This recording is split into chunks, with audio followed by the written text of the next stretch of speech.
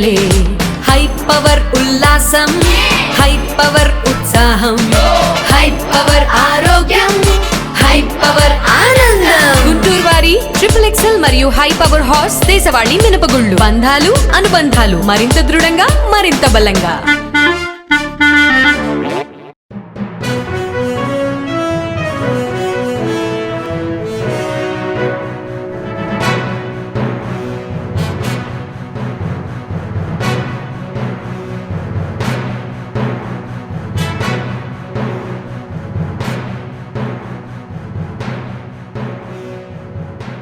నమస్తే, welcome to next Zee news. ఈనాటి వార్తా విశేషాలు. ఎమ్మెల్యే కోట ఎమ్మెల్సీ అభ్యర్థుల ఖరారు కోసం సీఎం చంద్రబాబు సుదీర్ఘ కసరత్తు చేస్తున్నారు.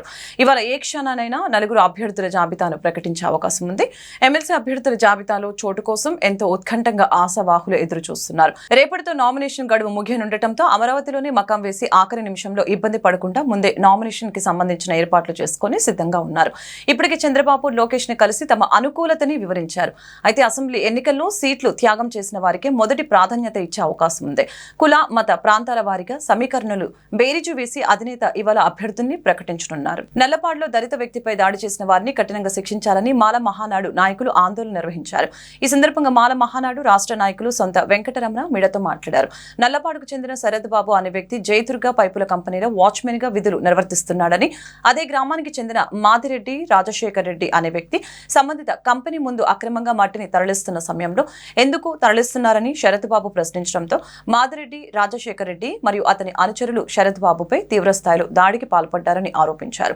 దాడికి పాల్పడిన వారిపై పోలీసులు కఠిన చర్యలు తీసుకోవాలని, బాధితుడికి న్యాయం చేయాలని డిమాండ్ చేశారు.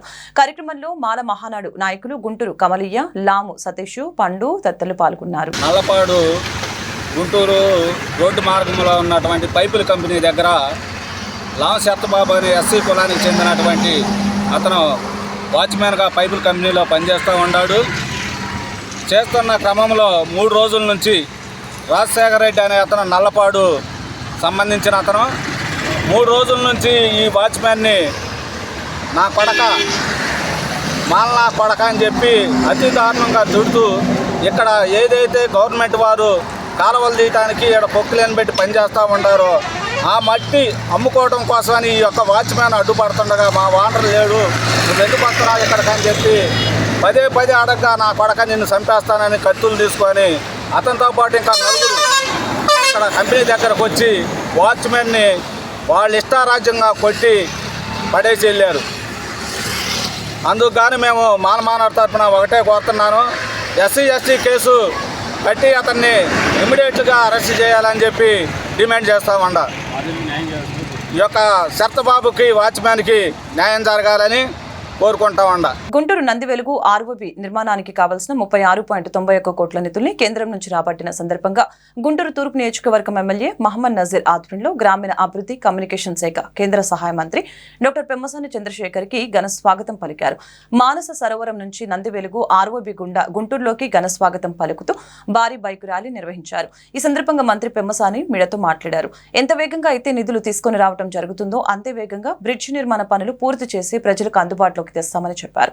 2-3 సంవత్సరాల్లో గుంటూరు నగరంలోని బ్రిడ్జిలని పూర్తి చేసి ట్రాఫిక్ కష్టాలు లేకుండా నగర ప్రజలకి చేస్తామని అన్నారు. గుంటూరు పట్టణాన్ని అద్భుత నగరంగా చేయాలనేది నా కల, నా జన్మస్థలానికి తప్పకుండా చేస్తానని చెప్పారు. గత ప్రభుత్వంలో నందివెలుగు ఫ్లైఓవర్ నిర్మాణం పూర్తి చేయలేకపోయారని మండిపడ్డారు. కూటమి ప్రభుత్వం అధికారంలోకి వచ్చిన వెంటనే ఆగిపోయిన నిర్మాణ పనుల్ని పూర్తి చేయడానికి కేంద్ర ప్రభుత్వం నుంచి నిధులు రాబట్టడం జరిగిందని తెలిపారు. నగర ప్రజల అవసరాలని గుర్తించడంలో కూటమి ప్రభుత్వం ముందంజలో ఉందని తెలిపారు. నగర అభివృద్ధి లక్ష్యంగా కూటమి ప్రభుత్వం పనిచేస్తుందని ఆనందం వ్యక్తం చేశారు. వచ్చినప్పుడు ఈ ప్రాంతాన్ని మేము విజిట్ చేసాం. నజీర్ గారు చెప్పినట్టు 2014లో శాంక్షన్ అయితే ఆ రోజు తెలుగుదేశం పార్టీ ఉన్నప్పుడు కూడా 2017కి యాక్చువల్గా వర్క్ స్టార్ట్ అయింది. అంటే సమర్థవంతమైన ప్రభుత్వం ఉన్నప్పుడు కూడా ఒక బ్రిడ్జ్ శాంక్షన్ అయితే మున్సిపాలిటీ పర్మిషన్స్ తీసుకొని ల్యాండ్ ఎక్విజిషన్ చేసి అన్ని డిజైన్లు ఫైనలైజ్ చేసి చేయాలంటే 2-3 సంవత్సరాలు పట్టేటువంటి పరిస్థితి. అయితే 2 సంవత్సరాల్లో దాదాపుగా ఫినిష్ చేశారు. అయితే మధ్యలో ఆగిపోవడం వల్ల బ్రిడ్జ్ ఉపయోగం లేకుండా పోయింది. 5 సంవత్సరాల్లో దీనికి 5 ఎక్స్టెన్షన్లు ఇచ్చారు వైఎస్ఆర్ గవర్నమెంట్ ఉన్నప్పుడు. ఆ రోజు చేస్తుంటే 10 కోట్లతో అయిపోయేది పరిస్థితి.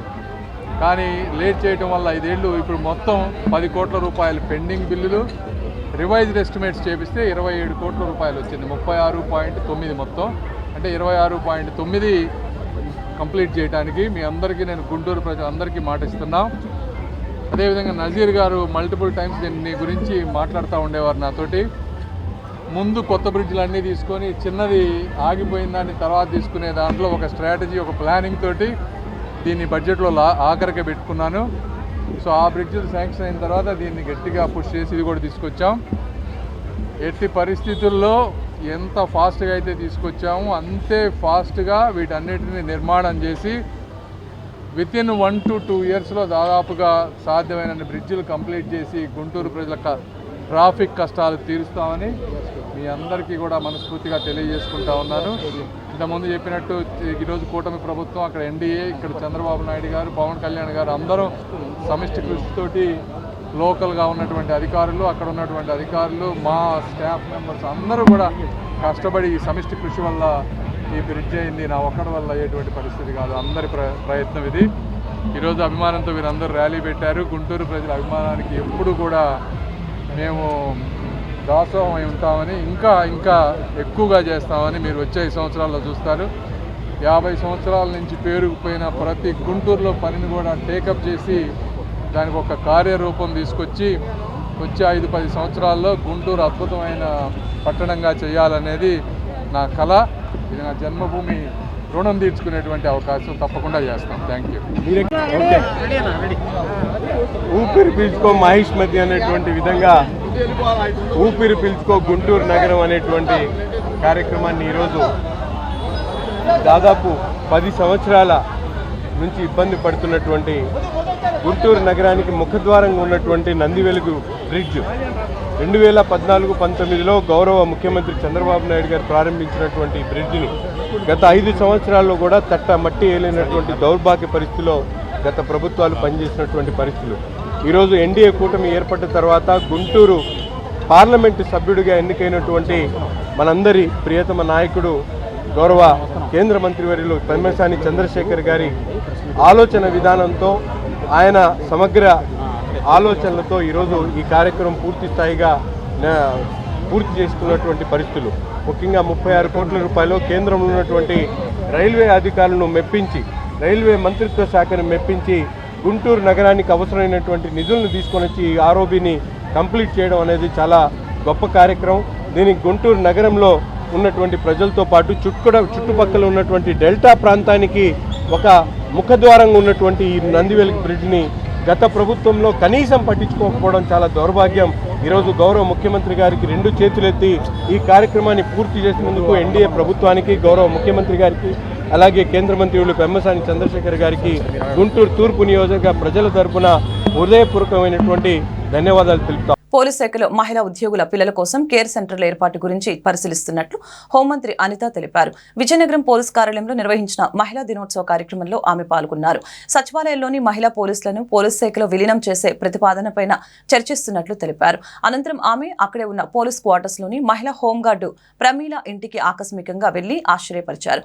ఎలాంటి ముందస్తు సమాచారం లేకుండా ఏకంగా హోంమంత్రి ఇంటికి రావడంతో మహిళా హోంగార్డు ఆనందంతో ఉబ్బి తబ్బిబ్బయ్యారు. వారికి అతిథి మర్యాదలు చేశారు. హోంగార్డు కుటుంబ పరిస్థితులు, ఆరోగ్యం గురించి హోంమంత్రి అనిత అడిగి తెలుసుకున్నారు. అనంతరం ప్రమీలను చీర సారెతో సత్కరించి మహిళా దినోత్సవ శుభాకాంక్షలు తెలిపారు.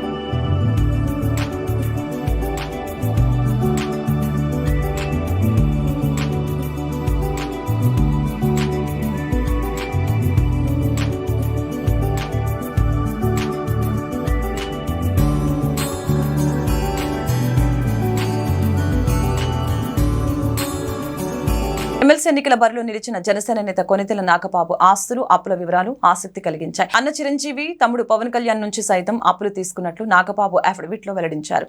తనపై ఒక్క పోలీస్ కేసు కూడా లేదని తెలిపారు.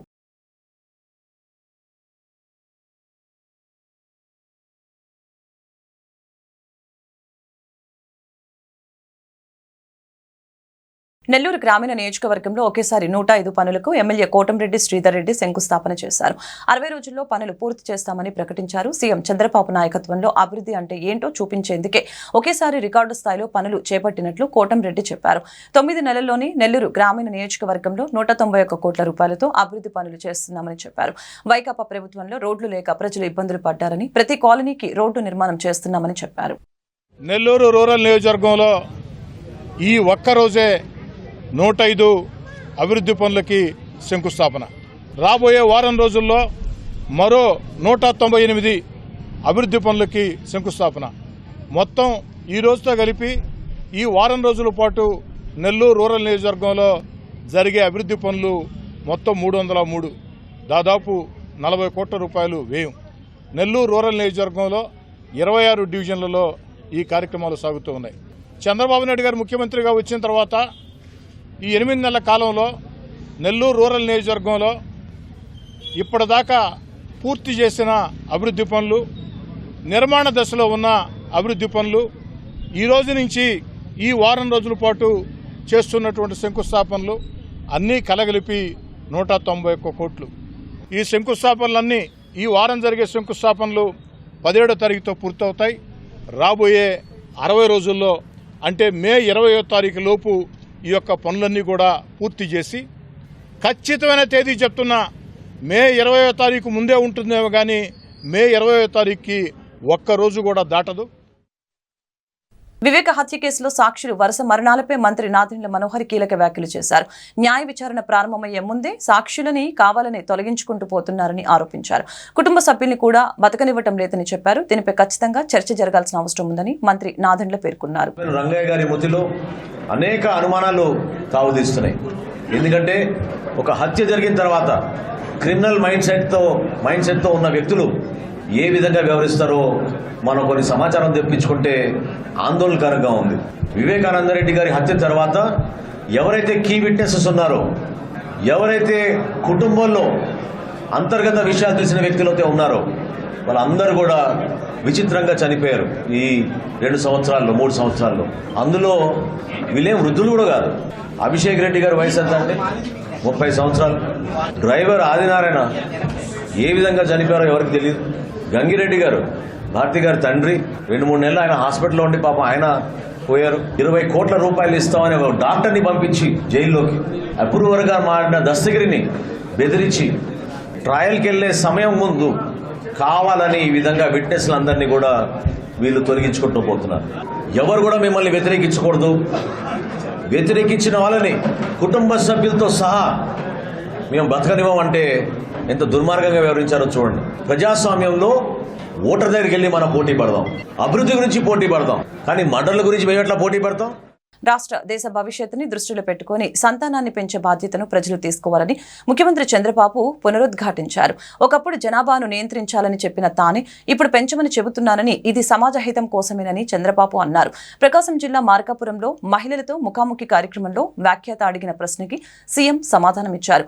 మహిళా ఉద్యోగులు ఎంతమంది పిల్లల్ని కన్నా అన్నిసార్లు ప్రసూతి సెలవులు ఇస్తామని, అదనంగా ప్రయోజనాలు కూడా చేకూరుస్తామని చెప్పారు. తల్లికి వందనం పథకాన్ని కూడా ఎంతమంది పిల్లలుంటే అంతమందికి అందజేస్తామని మరొకసారి స్పష్టం చేశారు. ఎక్కువ మంది పిల్లల్ని కనాలి అన్న ఒక స్టేట్మెంట్ సెన్సేషన్ అయింది. ఎందుకు ఎక్కువ మంది పిల్లల్ని కనాలి?